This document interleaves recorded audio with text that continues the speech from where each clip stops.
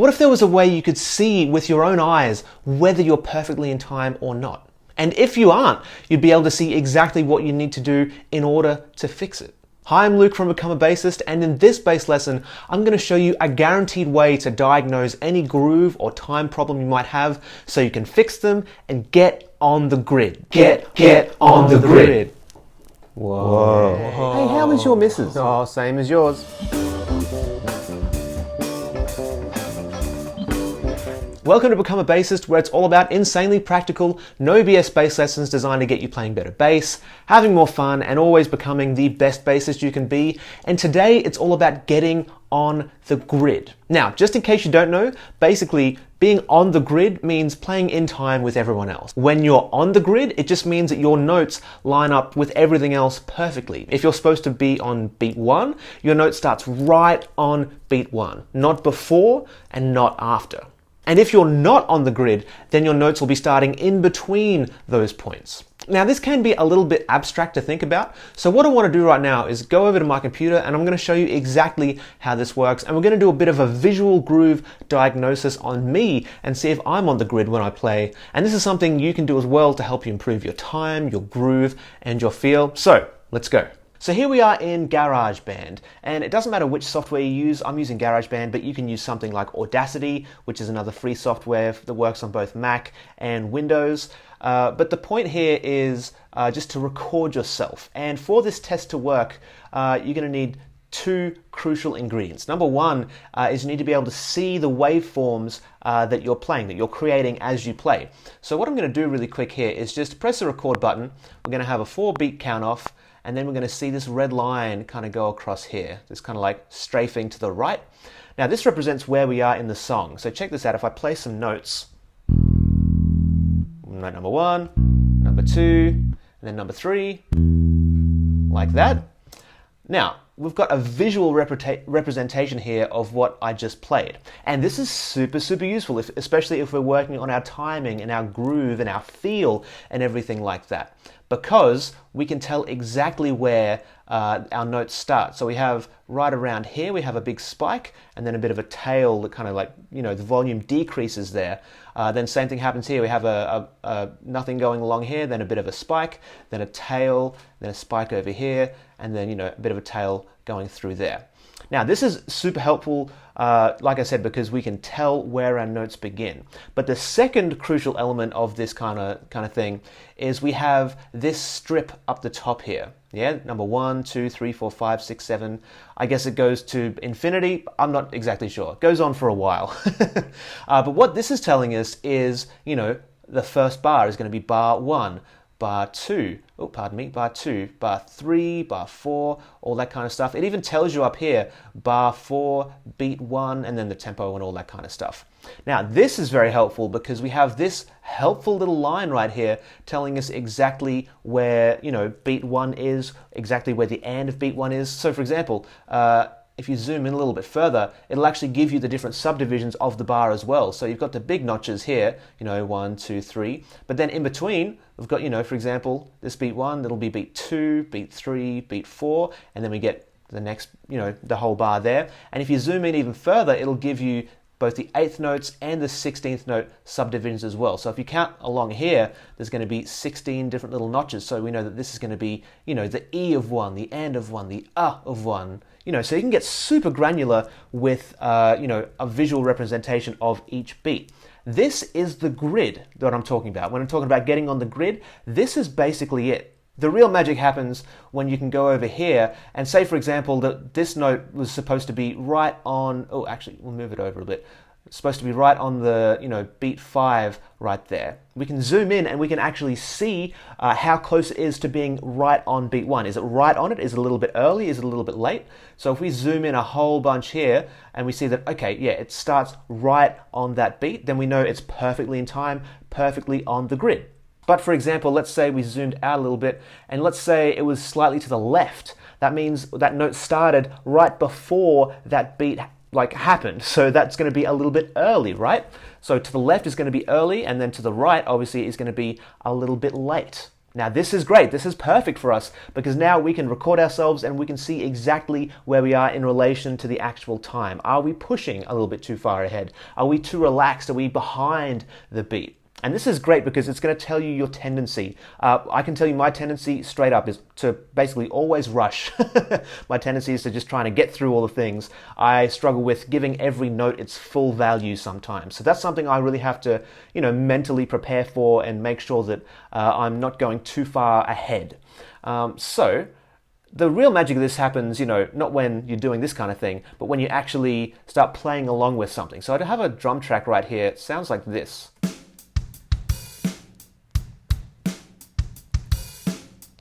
And this is a MIDI drum track, so if we zoom in, let's say to this beat here, things are starting right on the grid. Everything is perfectly quantized and lined up to be, basically perfectly in time. So if we're with that drum groove, then we're going to be all good because that drum groove we know for a fact is on the grid. So let's record a little bit of my playing and then let's see where we are in relation to the time and the feel and the groove and all that kind of thing. So let's go back to the start, press the record button. 1, 2, 3, and.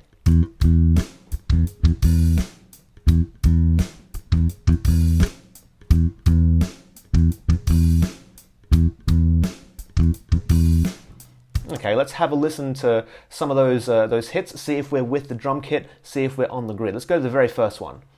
Okay, so from this kind of zoomed out vantage point, it looks pretty good, right? We're not having something that's like way too far to the left or too far to the right. It looks pretty good, but let's zoom in a little bit. Oh, okay, so we're zooming in a fair bit here.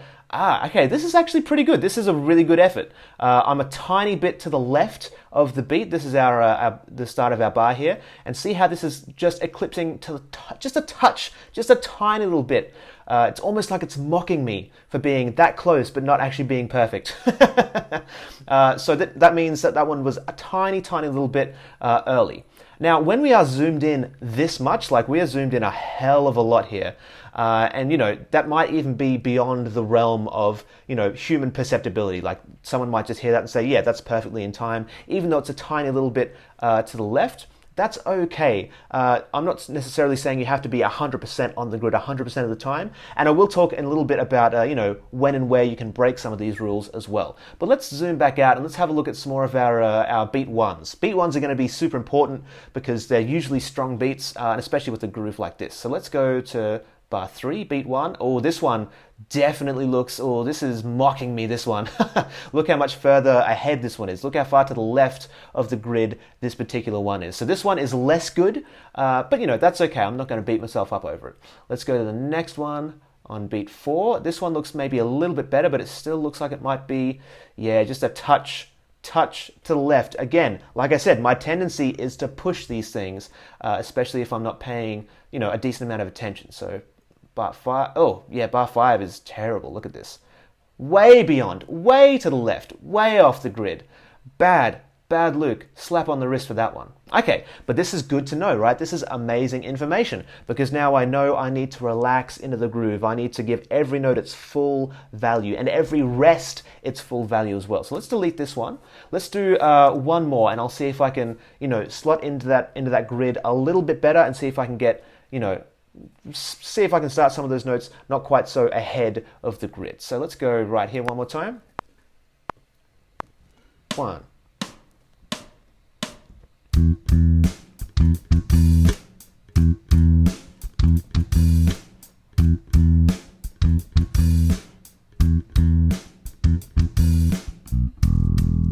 Okay, let's have a listen to some of them. And now, by the way, we're just looking at beat ones here, but if you wanted to, you could get super granular. You could look at every single note and see, if it's on the end of beat 1, are you hitting it exactly on the end of beat 1? If it's on the, the second 16th note of beat 3, are you getting that right on the grid there? But for our purposes, we're just going to look at beat ones. Let's start from the back this time. And this one looks really good. Look at this, bar 6. It doesn't look like it's to the left. But you zoom in, it's a little bit to the left, right? A little bit to the left. So I didn't quite get that one quite as relaxed as I wanted it. Let's go this one here. Again.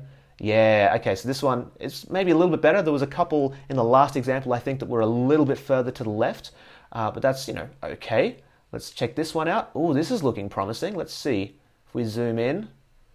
Oh, man, this one's really twisting the knife for me right now. Look how close this is. Terrible. I think we've got one more, two more. Oh, this one's looking pretty good. Ah, look at this one. Look at this. This is perilously close. There's like one little pixel in there that's, this is definitely the most hardcore mocker that I've seen. But this is good. This is great. This means that that mental switch that I tried to click in my mind, it's working at least some of the time. Maybe not all the time, but some of the time. Let's try our very first one. Okay, so this one, I'm actually to the right of the grid this time. This is super interesting. So I went maybe a little bit too hard there and then maybe eased off as time went along. So the question then becomes, if you're testing yourself out like this, how do you pass this test? Well, if you're zoomed in, like we are here, we're zoomed in a fair amount. And like I said, there's a range that you can play in that's going to feel like it's perfectly in time. If you get to this kind of thing and you're this kind of level and you're mostly in the ballpark and it sounds good and it feels good, then you've passed this test. But if you get relatively zoomed out and you find that you're either side of the grid and doesn't sit particularly well, doesn't sound as good as it maybe felt when you're playing it, then that means you've got a little bit of extra work to do when it comes to this stuff. Now you can also do this exact same thing without the MIDI drum track, and we can actually use an actual drum track. So let me just do this new track right here, and I have, not that one, this one. Let's do the Shuffle Blues. Now this is an actual audio file rather than being a MIDI file, so this isn't going to line up with the grid on here because it's a different tempo, obviously. But what we can do is try and line up our notes with these notes here. So if we have a listen to this drum track, it sounds like this.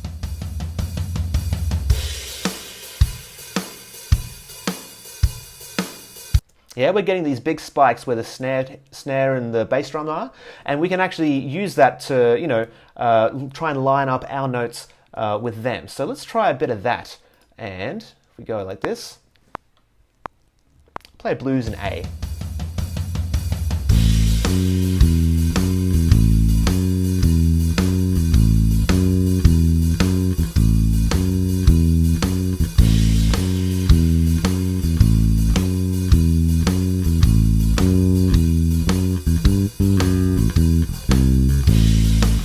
Okay, let's have a look at some of these. Now this is going to be a little bit trickier for a couple of reasons. Number one, I'm using longer notes, and if you notice, the waveform is a lot less spiky, and it's a lot more tail involved. You can still see the spikes, the transients where things are, like for example, right here. If we zoom in a little bit there, right about there is a start of a note. Over here is the start of a note. If we can zoom in a little bit further there. Okay, so let's look at this one. This is a good one. Our drum transients are starting right around there, and this actually looks pretty good. This one looks like it's pretty well in time. Okay, if you zoom in a little bit further, it looks like the bass note starts about there, and then the drums start about there-ish. But this is pretty good. Like we're zoomed in a fair amount here, so this would be a pass in my book. There are, however, some times where you actually want to fail in this case. So let me just get rid of this real quick. Now, so when would you want to fail, and where and when rather would you want to fail this groove test? When would you not want to not be exactly on the grid? And the answer is if the style of music or the style of song calls for it. So for example, if you're playing, let's just take this tempo down a little bit. Let's say, for example, that you're playing something like a reggae kind of feel, and you want it to sound super fat, super laid back, and we had a drum kit that sounded like this.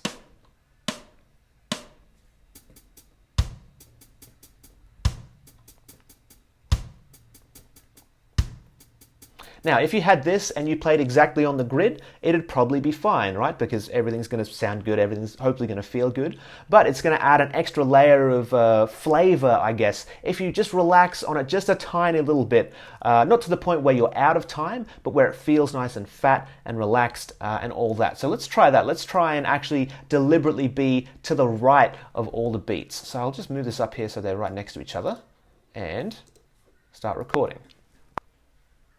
Let's play a bit of Bob Marley bass line. 3,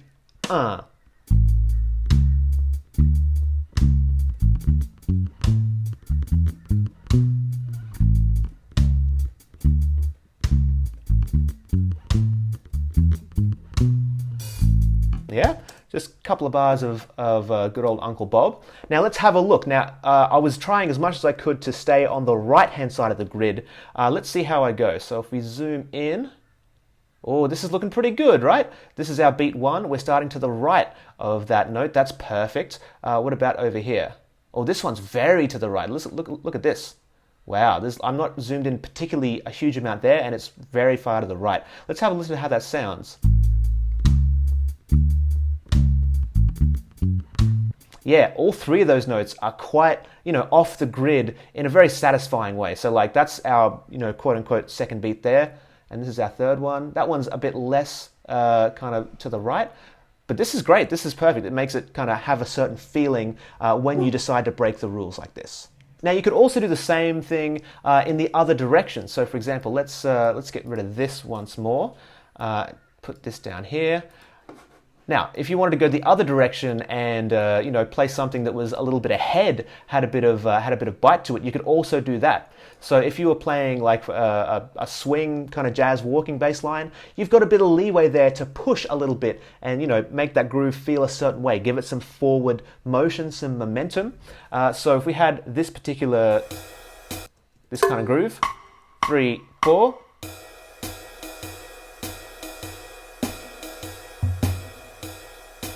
Now this one might be a little bit trickier because the waveform is a little bit smaller here, but we can still try and make it work. So let's try and push this time and see how we go. Let's press record.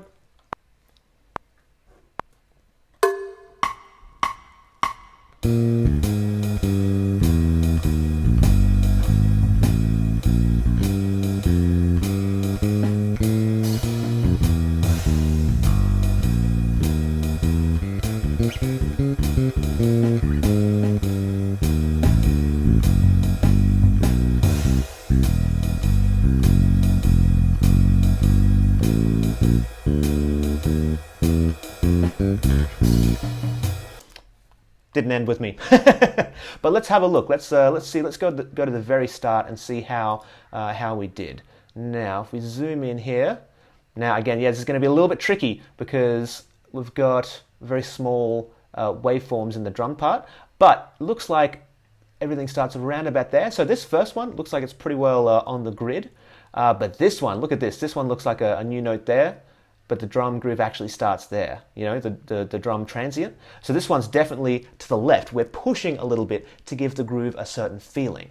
Now there's so much you can do with this idea of recording yourself. Recording yourself is always a good idea to get a more objective look on your playing, and especially when you can see it like this in black and white, or I guess in this case blue and orange. It can be a super helpful thing. Now if you do want all the drum tracks I've been using in this video, I'll put them as a free download. You can just click the first link in the description. But hopefully give this a try and see what your tendency happens to be. If your tendency is to push or to be a little bit behind maybe, and then see exactly how far you can go with getting exactly on the grid. Almost no one is going to be, when you zoom in that far on the grid 100% of the time, but you can get pretty close. And if you can do that, then you can start controlling whether you push a little bit, whether you stay right on it, or whether you put it back a little bit, make it feel nice and fat. But hopefully this gives you a couple of ideas. And like I said, if you do want those drum tracks, I'll put them actually you can go right here and download them as a free download on becomeabassist.com. So hopefully I'll see you in there.